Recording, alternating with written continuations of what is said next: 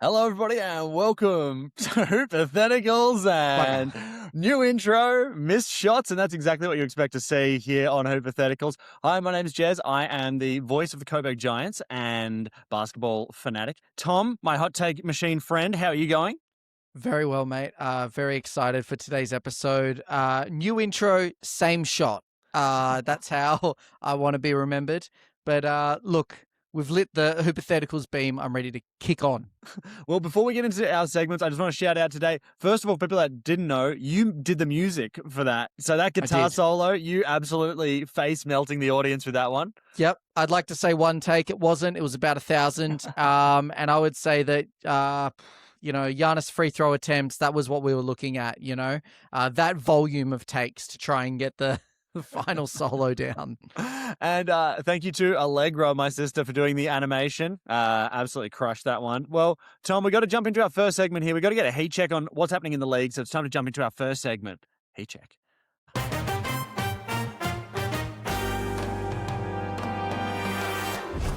Alrighty, that explosion can mean only one thing, Tom. It's time to get a temperature check on things that are happening around the NBA. Tom, did you want to kick us off? What has caught your eye and what do you want to get the thermal gun out to inspect? Yeah, I just thought it was important, mate. There's about 20-ish games left in the regular season, and this is famously the time where teams either make a dash or start the capital T tank machine. And wanted to start in the East. Can't go past the Hawks, mate. 7-3 in their last 10. I'm not just saying this to make myself feel better after they blew out the Bucks the other day, but they're looking good. I feel like they could be in for a little upset season. People forget that they went to the conference finals about 10 years ago. No, it wasn't 10. It was 5 or 6 years ago. But I just feel like they're looking good, and they're a little hot right now. What's up? Here's the thing. You and I are both always going to be pro Hawks as long as they have one Dyson Daniels in the backcourt. As Australians, we want to see nothing but the best for that man. Is this not Kuminga's redemption arc though? Mm-hmm. That's my thought. He's come out looking great.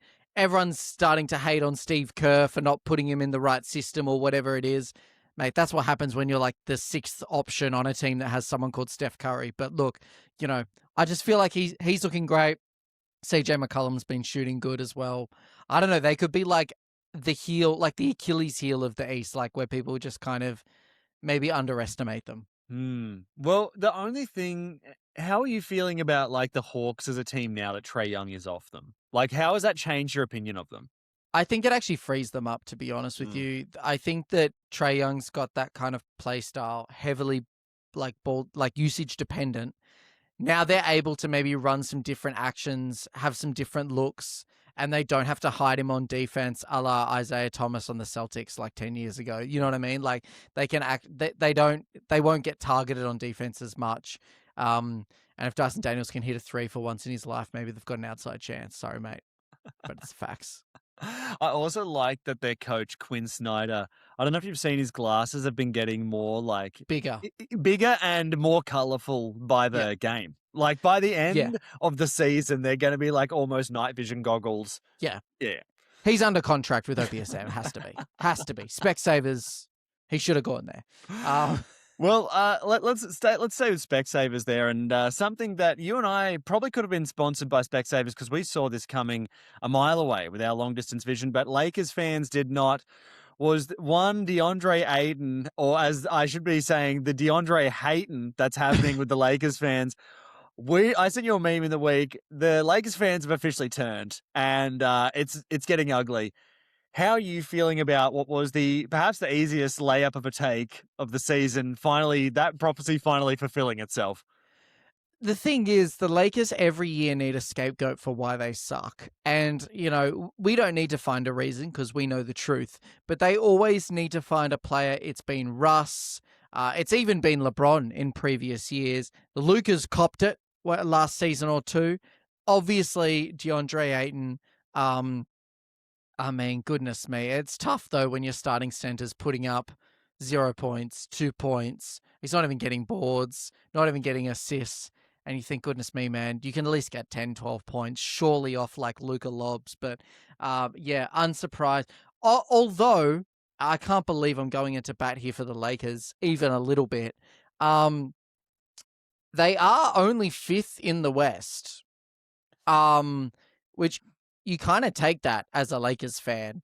They're on a 2-win streak, which is not crazy, but like, it's not like they're sliding. Like, they're above the Nuggets and the Suns. They're only half a game behind the Rockets, who are in 4th.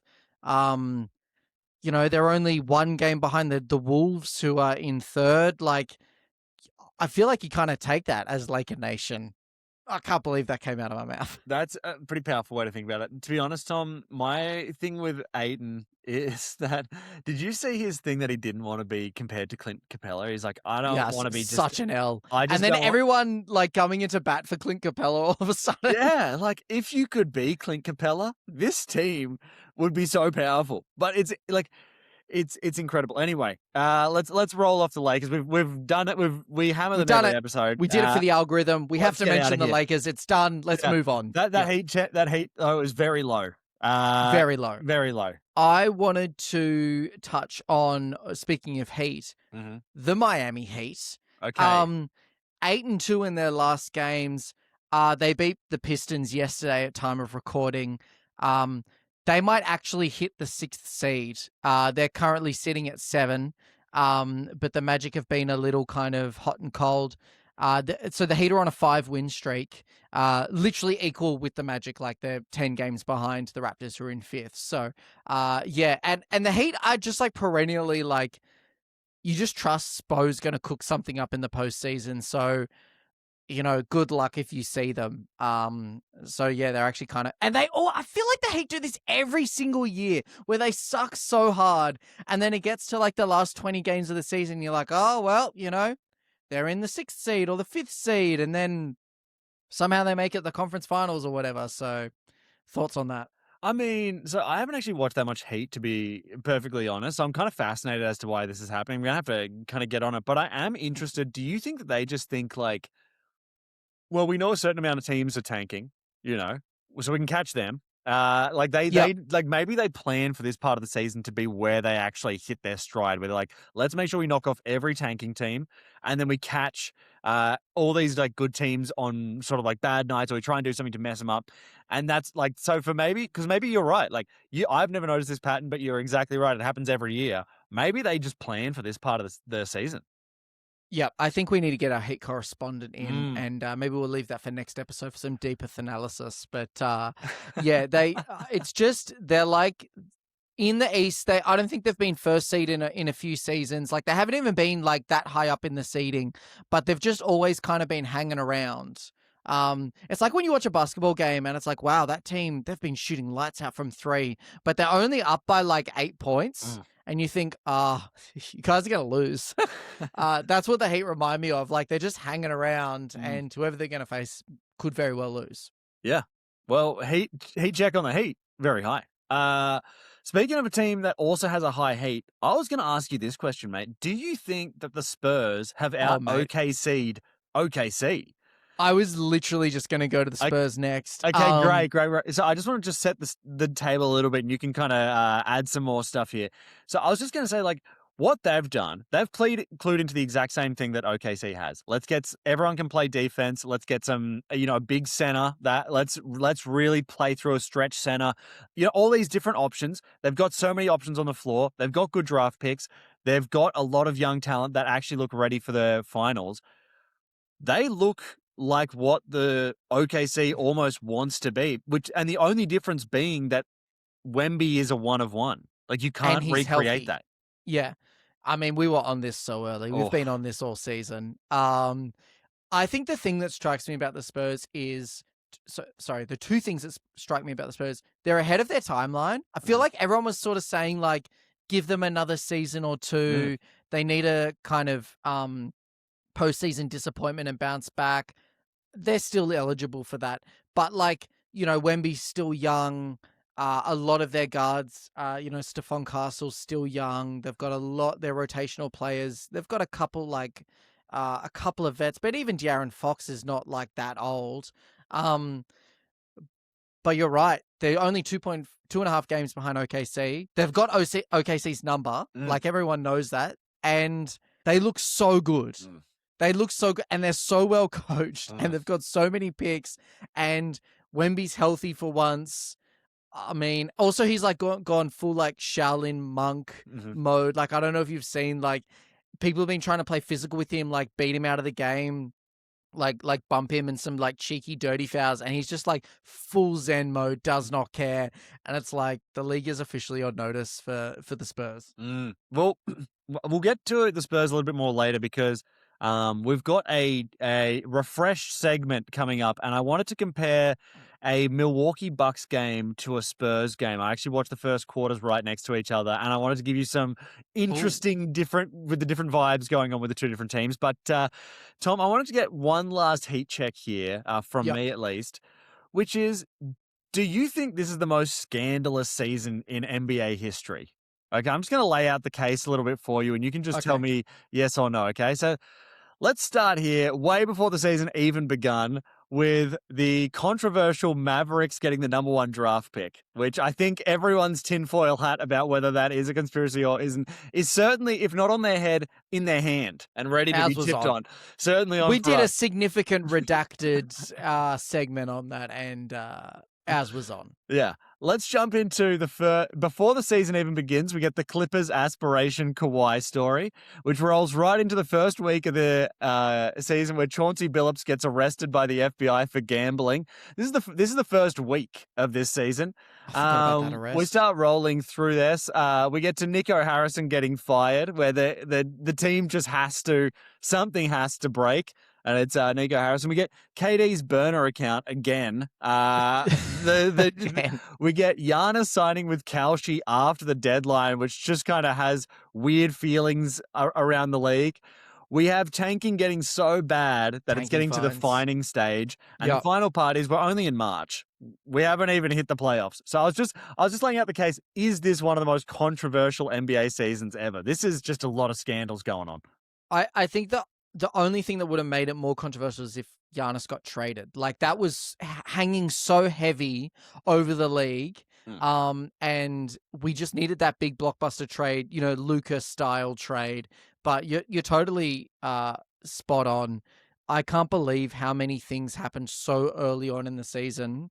I mean, what a train wreck we've been talking about ratings for so long on this podcast and how they've been down, and the NBA's got a way too much in bed with gambling, sports bet, DraftKings, and even like ticket prices being expensive, like accessibility in the US to watch the games. We're kind of shielded from it in Australia because we just get League Pass and we watch all the games, but it's just nigh on impossible to watch every game of a team that you follow in the US unless you have like 4 subscriptions and an illegal one on top of that. So yeah, the league needs to do something about it, and it's really become not a league of the people. So potentially a scandalous season. I'd agree. Yeah. And I didn't even get to the dunk contest, which was bordered on people having to get wheeled off for medical help. So the less said about that part of the season, the better. But Tom, did you have any more heat checks that you wanted to sort of test the temperature on? Oh, I just wanted to hate on a couple of familiar punching bags around the hypotheticals corridors. Pacers, 9 in a row losing streak. You love to see it. And then the Bulls, we were really not on this. I think we were kind of hot on the Bulls early in the season. They're 1 game behind the Bucks, which really says something. Currently at a 406, so 26-38, 2-8 in their last 10. Currently sitting at 12th. It's just rough if you're a Bulls fan, especially since they're basically all guards and traded everything away for what appears to be peanuts. So those teams are obviously quite cold. That's it. They need to be pulled out and left on the kitchen counter to defrost a little bit because they're certainly not going to be cooked well today.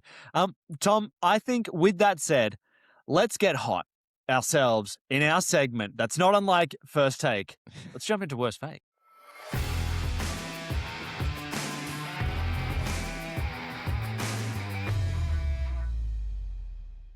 Oh, jeez, that was Nothing bad. but wall, that one.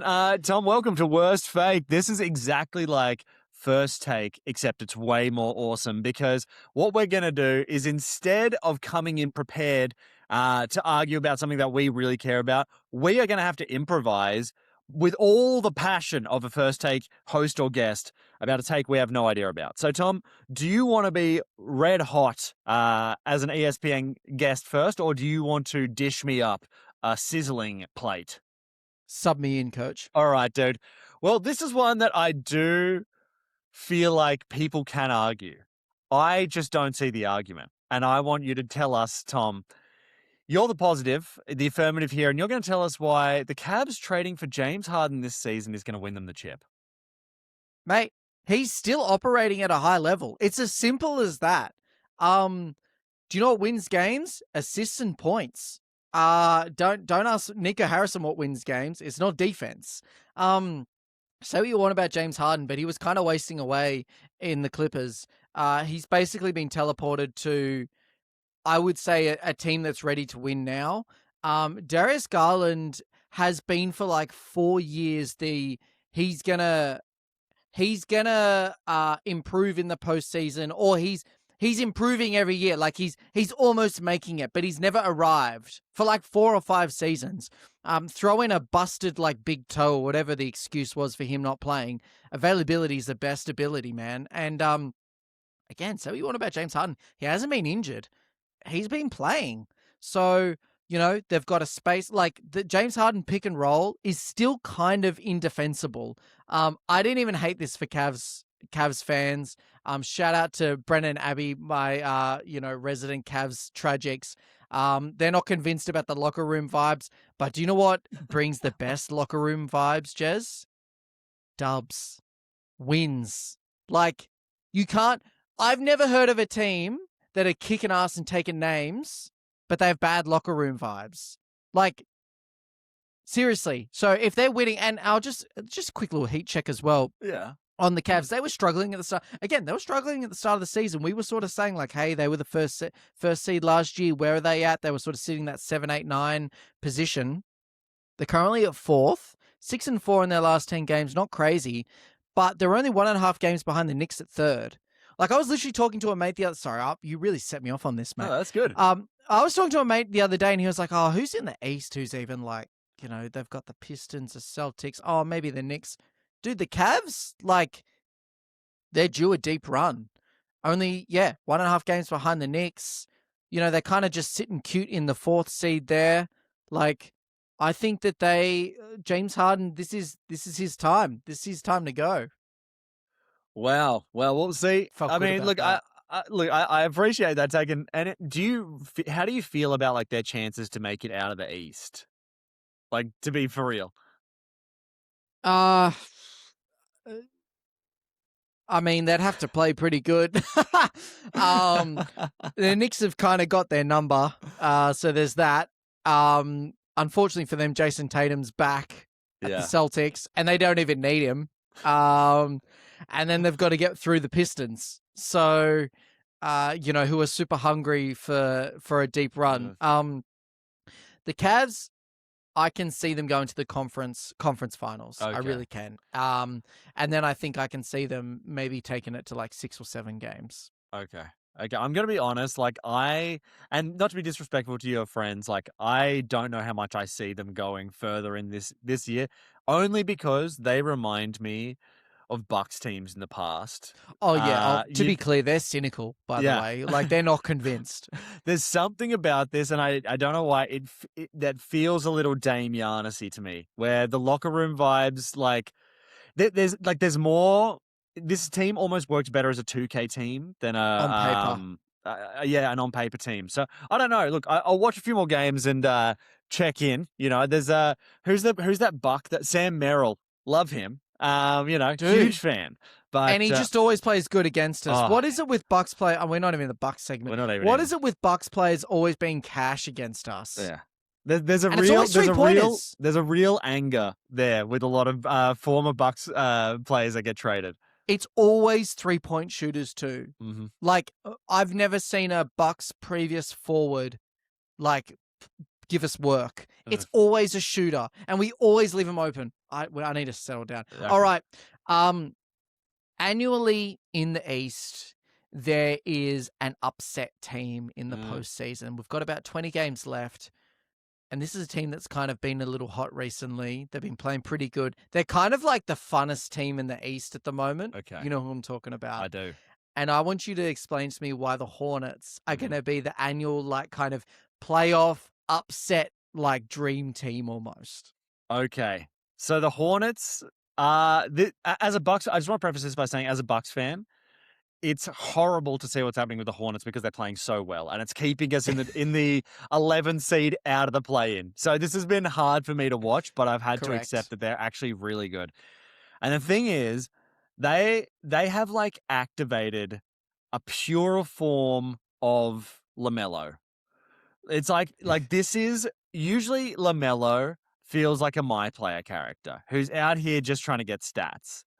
You know, a my player character that I call famously last name Sists, first name Noah Sists, is sort of the flavor that he plays with. Like, how many shots can I jack up? How many like open people can I hit with an assist to get a triple double? Like, just kind of, you know, that kind of flavor. But something's changed, and they've accidentally gotten a rookie who is Klay Thompson out of nowhere. Their team plays like a team, and it's like they are the ideal young team. Now, this year, are they going to make it? Probably going to be really tricky. But you know who they remind me of? Is the Milwaukee Bucks circa 2013, early Giannis, 2013, 2014, playing the Bulls in the first round. Like, you're thinking Derrick Rose and the Bulls absolutely going to wax this, like, Chris Middleton third year, Giannis second year team. And yet Giannis and the Bucks take him to 6 games. And this is sort of the flavor I'm getting, where it's just this young team that plays hard. They got skills and they're having fun playing. So yeah, this is a team that actually either actually have become like, of all the teams you'd want to play in the first round, they're like really getting to the bottom of that list where you'd like, I actually feel like they could sneak up on us and wax us a couple times in a playoff series. So yeah, great team at the moment, and very unfortunate as a Bucks fan that they're sitting right above us. Terribly unfortunate, but I've been on the market for my playoff team. We'll get to this later. I've been in the market for picking a playoff team, and I love Conker He's just fun, man. And like LaMelo Ball, you hate to love him because he's so like AirPods in. I don't know how many one-footed, like somehow it's a one-footed step back three this man takes, and like. Every single time you're thinking in your head, hell to the nah, and it's cash. Also, he's got the Bucks number. I don't know if you've been locked into like Hornets Bucks games over the last 3 years. This dude always manages to put 8 3-pointers on us and just blow us out. And I don't know what it is. So, yeah, that was a good one. Yeah, and just staying on that, like I think that his highest score is against the Bucks. I remember he definitely said it against the Bucks at one point. But the other thing with him is, you know who he is, and this is why you hate to love him, is that he seems like the worst person to play pickup ball with. Dude. Like just the absolute worst possible scenario. Like, you know, he's gonna jack a half court shot and not play defense. Yeah. And it just encourages him to take more of them. Yeah. And he's like taking running floater threes. And you're like, dude, I haven't touched the ball in 5 minutes. Anyway, enough on him. Tom, it's time for a segment that we've kind of got. It's been through a rebrand. And that's for a special reason, which is that we can tell you people before this that we are also kind of broadening the Hypotheticals galaxy. And you'll see how in a little bit. But this is our segment, formerly Bucks Chat. Now, welcome everybody to Hear the Deer. This is Hear the Deer. We watch every Milwaukee Bucks game, so you don't have to. And of course, we are launching this at the perfect time so that people can never convince us of being bandwagoners, where we have just lost by almost 40 points to the Orlando Magic in what has to be one of the worst games ever. Tom, hot take machine and Bucks tragic. Dude, how are you feeling at this stage in the season? We've got about 20 games left. We're in the 11th slot. What's up? I'm not feeling good. Do you know how I'm feeling right now? It was embodied by Ryan Rollins. I don't know if you saw, but a report came out that Doc may be retiring at the end of the season. Let's hold that because we're going to get there. All I'm going to say is apparently Ryan Rollins liked the post. And I'm currently liking that post. Look, we'll come to that in a bit. I just, here's how I'd sum it up. Is there a single aspect of the game that we do well in? Good culture, an identity, a way that we play, like a system. Okay, let's be more specific. Let's actually put some let's actually nail down some basketball things. Do we do well in free throws? Nah, can't buy one. Do we play good defense? Absolute sieve, black hole. Do we play good offense? I've never seen more ISO. And I've seen Rockets 2016 games. Do we rebound the ball good? Not really. We're not even small and we don't even rebound. Do we get easy buckets from drawn up plays? Not really. We shoot okay from three. That's what we do in basketball. Things that we do, we shoot okay from three. Sometimes. Tell us how you really feel. It's just facts, dude. I've literally, and we were saying today, that we just 40 point, 39 point, whatever it was, blowout to the Magic. You checked out at 9 minutes left in the fourth. You did well to make it that far. I suffered through the rest of it. I always watch because I want to see a Thanasis dunk. I was rewarded with a Thanasis dunk. I was also not rewarded with an Ajax Pete Nance transition. Threw up the lob, missed it. Turnover. It's just been tough, man. It's been really tough. I'm sitting there watching it and I'm like, I could actually be doing other things right now. That is what I thought. When I was looking at a score that was 30 points, and we're saying, and look, here's the thing. People cannot judge this podcast not being deep enough on the Bucks. You just talked about a Ajax to Larry Nance highlight. Pete Nance. Pete Nance. Sorry, you're right. Thank you. Shouldn't have used name brand Nance. It's been, look, Tom, I think we have to talk about this. You mentioned it. Let's really get into it. I'm just going to do something that I love that Doc Rivers has taught me, which is just throwing in the towel on the season there. So, Tom, let's talk about this. Doc Rivers announcing with 20 games left in a season that clearly is important to whether Giannis stays or not in the Milwaukee Bucks organization, announcing that he's retiring after the season. In what looks like it's not a winnable situation we're in, but it's not we're not totally mathematically eliminated yet. And I know Giannis is hungry. What did you think about this report? And then what did you think about the timing of it as well? I mean, he's literally Giannis has just come back. So it's just astounding to me that you would make this report. You this would be leaked or whatever. When we're still a month away from the playoffs. Noting that we have a 0.2% chance, by the way, of making the play-in. So mathematically is possible. But I don't know. Doc, you can't even salvage your reputation because it's just in tatters. And it's just, do you know what it reminds me of? We've been talking so much about out of timeout plays, drawing up a play for an easy basket. And I actually noticed in the last couple of games, every now and then there's been a half decent play that results in an AJ open three and it's kind of looked good. And do you know what I realized right after those plays? There's no other drawn up plays. I think he drew up one play for the out of the timeout and then went, oh, you guys just work it out for the rest. And that just feels like a microcosm of the whole season where there's been there's been a few things that have looked good. And I want to get into this in a second, but it's just tsunamied by just bad, just lack of effort and lack of just clear direction that just overwhelms what minuscule improvement we've made. And Tom, you know what? Sorry. Let us eat our vegetables because for people that haven't listened to this before, this was us in November when Giannis was playing like an MVP. This is us in November to see how far we've come. Is this Doc's best coached season so far? Probably the Celtics have to be. I mean, in that category, but I mean, this is the best I've seen since that.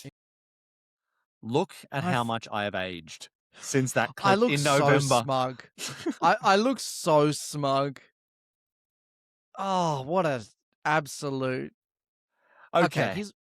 Okay. I just want to break this down really quick because Yep. let's be honest, the Doc Rivers era went as exactly as you Yeah. thought it would go. This is to the script, which to me is, you know what, Tom? You know what? It's so to the script. Here we It's go. so to the script, man. I'm going to have to pull. If there's a script, There's a script. what does that mean? It's time to go to the chemist. And by the chemist, I mean Redacted, our NBA conspiracy theory segment. Let's just ask ourselves, okay? So let's talk about the Doc Rivers. Like, for people that don't remember, what happened? How did Doc Rivers end up in the Milwaukee Bucks? Adrian Griffin took the team to like 32-12 or whatever. 30-13. 30-13. You. Keep the receipts. That's it. Fired in disgrace. Lost the locker room. Lost apparently. Lost the locker room. On wins. That's what he got fired for, was losing the locker room. Not Okay? games. The locker room. No, and that's it. Let's now transfer to one Glenn Doc Rivers hired in that season. We've got Dame, we've got Chris Middleton, got Brook Lopez, got Giannis Antetokounmpo. That team smashed in the first round. Unceremoniously removed in the first round. Okay.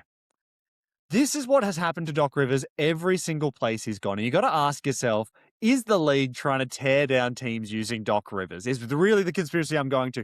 Did they want to move Giannis to a bigger market? And did they bring in Doc Rivers, a name brand, but hasn't had success since 2008? Did they bring him in to try and get Giannis out? Because I'm telling you what, even though Doc is leaving, is he going to be the only person walking out the Milwaukee Bucks front door is my question. And he certainly helped. If we were doing a Giannis trade tracker, Doc Rivers has definitely helped us move that to the Giannis trade side a lot more. So anyway, Tom, tell me your thoughts, man. We've had Giannis trade rumors every year basically since the chip, but this is the first year they seem legit.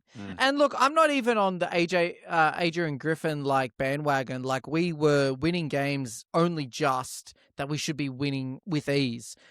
This goes back to the Bud firing really, which was just, again, unceremonious and off the back of a chip, which again, like, we kind of won in spite of him. I get that. But still, he had a system at least, something we haven't had for like 3 seasons now. Yeah, I'm putting the hat on this one, mate. Doc Rivers has just left in his wake, team after team. But I will say there's a flicker of hope because basically every team he's left, they've kind of rebounded with a better hire, I feel. So I'm kind of like seeing this, like maybe we can still. But mate, look, sorry, here's what's happened with this season, right? And I alluded to this before. For every good, there's been like 2 things that have ruined it, right? So, one thing Bud never did was like change the lineup. Like, he was so like set on, these are my starters, this is my bench, I'm not changing it all. And we thought, like, we were saying for years, like, you know, he never touches the younger guy. Like, no one ever gets a look if you're a younger rotational player, and it's really killing our depth. Doc's been doing multiple lineups in the last kind of couple of weeks. He's played big. We've had some really deep rotations. But what's bad about this? There's absolutely no chemistry or apparent strategy, rhyme, or reason to these different lineups.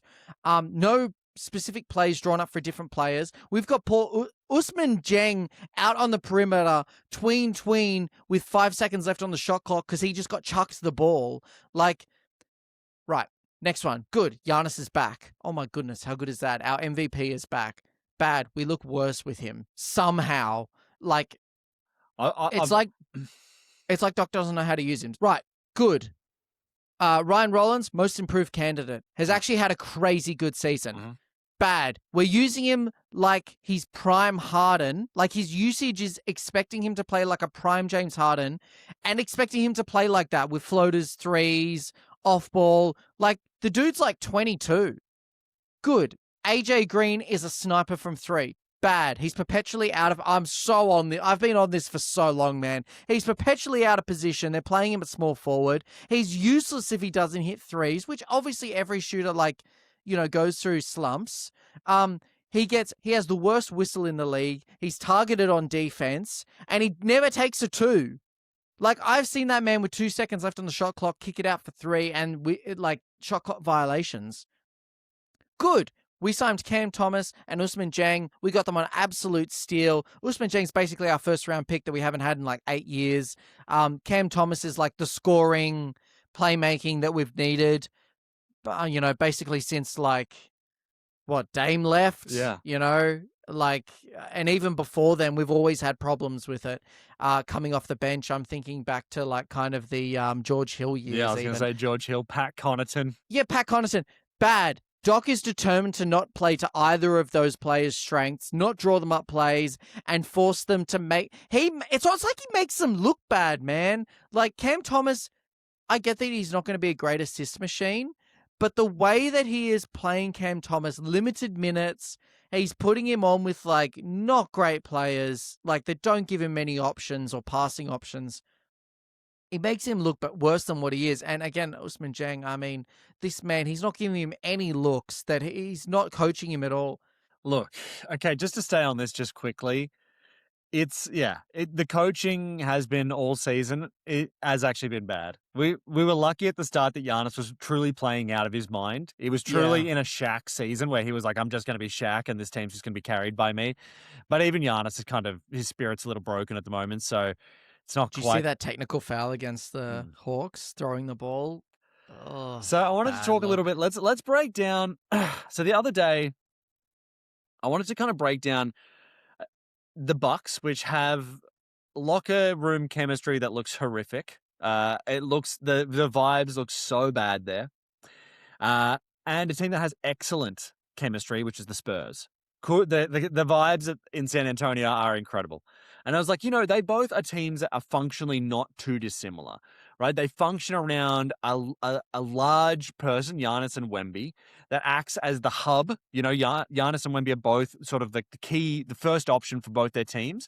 And then they're built around that, sort of scoring players. That's basically, and that's kind of the teams that's the general vibe. And I was like, what's different about these two teams? Why are the Spurs, with that same sort of setup, doing so well, and why are the Bucks not? And here's the reason, dude. I don't know if it's the age. I don't know if it's the situation that Giannis finds himself in. But Wemby plays like a role player sometimes. So Wemby actually, I know it seems weird, but Wemby actually sets screens. He really sets screens. And that opens him up all the time. Yeah. It always opens him up. And if he doesn't get the ball, he's okay with it. He'll set a screen and roll, and that'll end up being a layup for one of his teammates, and he's okay with it. Wes Matthews was saying this on the broadcast the other day. Giannis off ball is actually the most dominant Giannis. Yeah, because when he's slashing it's an instant dunk, and because you can't do anything about him off ball. Yeah, and you see it sometimes in games where someone else will have the ball. The defense will forget about him for 1 second. He'll cut and it's open, and it's a dunk. And it's over. It's over. But the problem is, what I noticed between Wemby and Giannis, the big difference, and again, I don't know if this is the situation. I don't know what's up.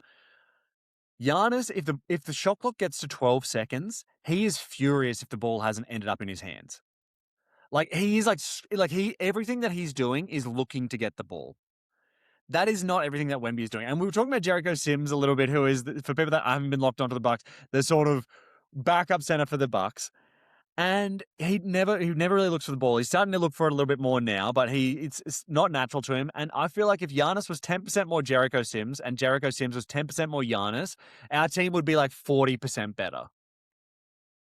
Anyway, that's my thoughts, mate. I just think back to the Drew Giannis pick and roll, even the Chris Giannis pick and roll. That was you could not defend that back in the day, because it's either a Chris midi pull up or it's a Giannis lob, and it's done.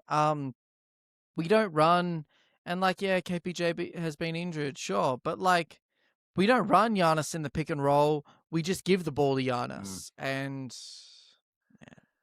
Okay, just final thing on the Bucks for me, man. How close do you think they are to a Giannis trade? Do you think it depends on the coach, or do you think he's gone? Part of me actually thinks if Doc goes, he might actually stay. It might be enough, but I always had in my head that Doc was a Giannis hiring. But I'm really confused. I'm just in this like state, this purgatory sort of state, because I thought Giannis was gone. Trade deadline, I'm like, yeah, I'd sort of resign my fate. Like, this is it. We're going into kind of the dark years now. And then he stayed. And I thought, oh, well, he's injured. They're not going to bring him back for the last 25 games. Like, just rest him and then trade him in the offseason. And now he's back and playing. And so I'm like, is Giannis actually... Is he actually going to stay? I'm leaning... If we're on the Giannis trade, like, tracker, trademarked, I actually think he might be ticked over to the staying at the moment. And if Doc goes, he might even stay a bit more. Look, say what you want. We've made some pretty good signings, as good as we possibly could. So Horst is doing his best. Yeah. Well, what do you think? Dude, I think based on everything that he said, I think he wanted to get traded. Just the trade never materialized. Like, I don't know. I was watching it and I'm like, this would be a great opportunity now that he's out of contention for first team All-NBA, out of contention for MVP. Like, his stats don't really matter this season. I was like, it'd be interesting to see if he just like went into full triple-double mode and was like, you know what, I don't want to be the scorer. Let me just work out, like fit in with the chemistry of the team and try and be a bit more of a distributor. And he has started to do that, but the team still looks worse. So, my theory was wrong. Well. Yeah. Anyway, well, Thom, we thought we were the only NBA poetry segment that existed, but we're going to have to get into a little bit more of this in our segment. It's time for us to take a rhyme out, Thom.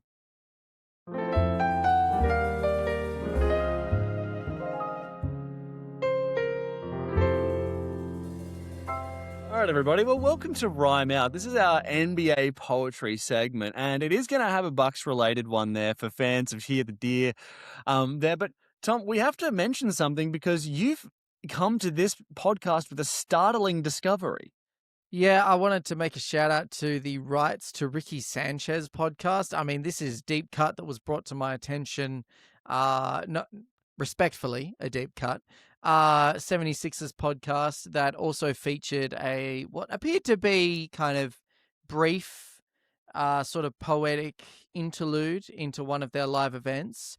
We've long said that we hold the corner in NBA poetry. We may still hold the corner in NBA comedy poetry and recurring NBA poetry and recurring poetry. But look, we just wanted to shout out the Rights to Ricky Sanchez. If you guys want to come on and have a little bit of a poetry slam, you're welcome. Please reach out to us at hypotheticals@gmail.com. Thank you very much.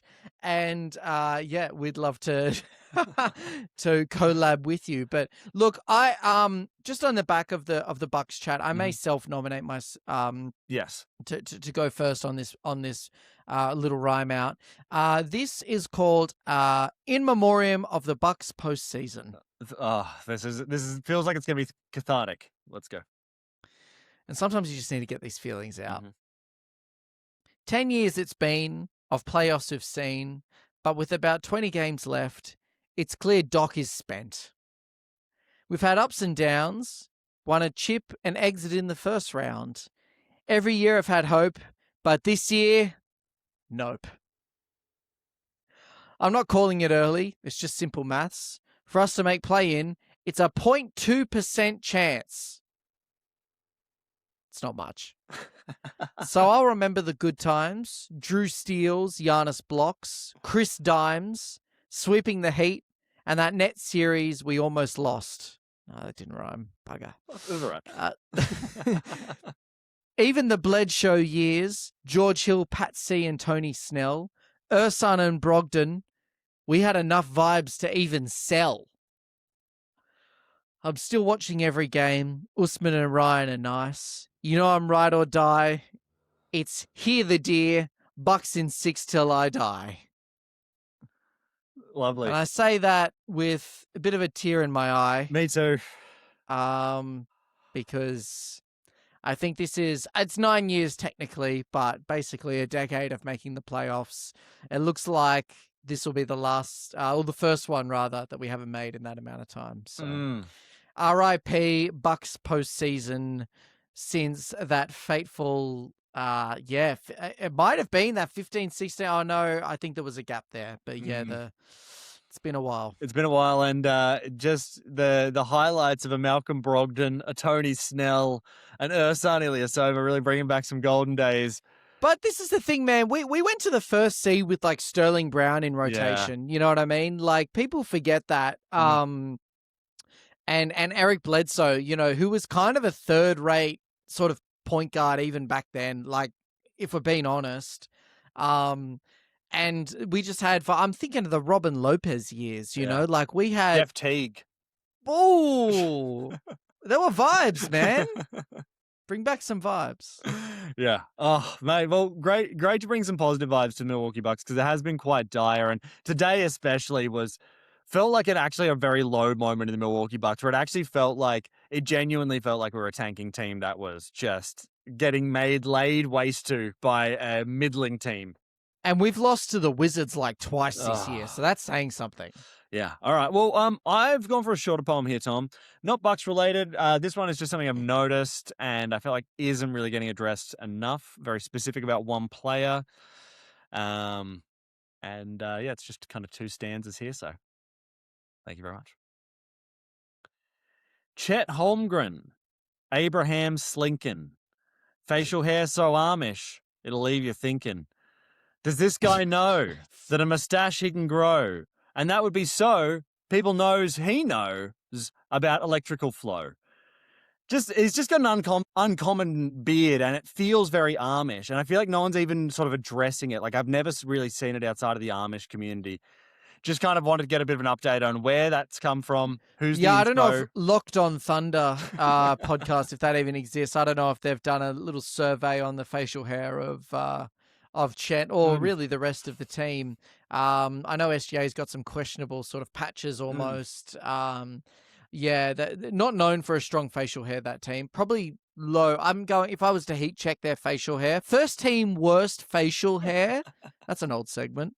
First team worst facial hair. I'm going probably the OKC starters. And look, I understand. I'm throwing stones in a glass house. I can't grow facial hair, but I'm here to say, as someone who also can't, stay away from that look, dude. It looks unconscionable. All right, Tom. Well, it's time to go to something that we love to go to. It's our most common segment, and that is, of course, Agent Cody Bank. Finally! Had to hit it with the please.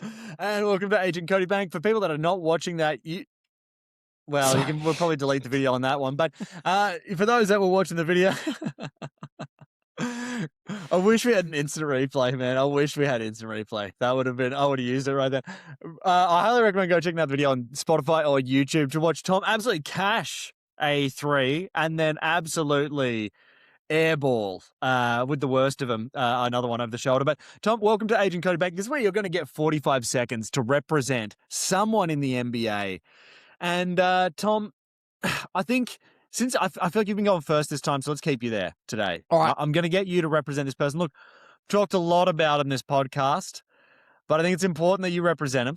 And that is because they've obviously got a career change upcoming, and I'd love for you to represent one Glenn Doc Rivers. Oh, dear. I was going to send you. It's the only one. You know what? Doc Rivers is actually a decent talking head on basketball. He's kind of like the coach version of Draymond, where you hate him on your team. He adds no value. But when you see him on the panel, like, I'm thinking like with Chuck and Ernie, Shaq, and Kenny, like you kind of like, he actually makes some good points. He clearly knows about basketball. He just doesn't know how to coach it. So I think that he deserves the bag, not with another team, but with safely away from basketball. If we can keep him a safe distance from coaching operations, I think it'd really add value to inside the NBA on TNT. Not that they're on TNT anymore. Sorry about that. Don't sue us. But yeah, I think that's where I can see Doc. I can see him adding some thoughtful kind of analysis. I could see him on Thanalysis, actually. No joke. A retrospective on Thanalysis, that would get some hits. It's always a good sign when you're suggesting people go on Thanalysis as their next career move. I think which we love, and we do love Thanalysis here on Hypotheticals. But look, We do. Look, I think you're going to give him to me as well because he's clearly at an inflection point here where it's like, do you throw in the towel completely? Do you disappear for a year? Like maybe build up a little bit of mystique. Does he get a podcast? Where's the next Doc River move? Does he want a Hypotheticals podcast? We can potentially work if he's that out. looking for an interview, a kind of retrospective, if he are looking for a defense. But Jez, I'm not going to let you get off that easy. Okay, great. Because I've got someone here who's also been mentioned on today's pod, and he's still got a year on the contract, but he's starting to show some signs of development. And I want you to explain to me the future, potentially, of the Bucks, or at least part of it. One Jericho Sims, Jumping Jericho. Okay, so Jericho Sims, for those that haven't watched much Bucks, not the most, he doesn't have the most facets to his game of any basketball player out there. Pretty standard pick and roll guy, but you know what? Ask the Los Angeles Lakers if they would want Jericho Sims on their team right now, and they would say instantly, we'll give you DeAndre Ayton for him in a second. What he is exactly what he says on the box. He's going to roll hard for pick and rolls. He's going to set good screens. He's going to get rebounds, and he's going to get a putback once or twice, and that's going to be it. He's not going to try too much. He's not going to try too little, and if you want someone who's going to have a happy role as the backup center on your team, I think Jericho Sims is a great guy for that. So, yeah, that's my thing on Jericho Sims. Never going to be an all-star. But can this guy potentially be a good role player for some of our guards? Sure. Can I get a field goal percentage of 83.3? The man doesn't even try shots. He's going to miss. He is cash. And they're pretty much all dunks. But like you said, if he was like 10% more Giannis and Giannis was 10% more him, I don't know if you actually saw, just really quick on the Orlando game. Yeah. He got the ball with like half a second left on the shot clock and he wasn't in dunking position, which is a nightmare scenario for Jericho. This keeps him up at night. And he had to toss up this kind of like from the chest, like sort of full arm thrusted floater that airballed. It was so tough to see. And I just thought, mate, you're a professional basketball player. Develop a floater or like a 10-footer, whatever, you got to be better than that, mate. But anyway. It is unbelievable sometimes when you see a center that actually doesn't have any form of a jump shot. Rudy Gobert, what's going on? Rudy Gobert, a Joakim Noah. It's incredible to get to the point where you can be a professional athlete and not have the main skill of the sport. Like the main skill in basketball is to get points by putting the basketball through the hole. Jericho Sims, though shooting 88%, seemingly doesn't know how to do that if he's not actually touching the rim when he's standing up. Like, it's incredible.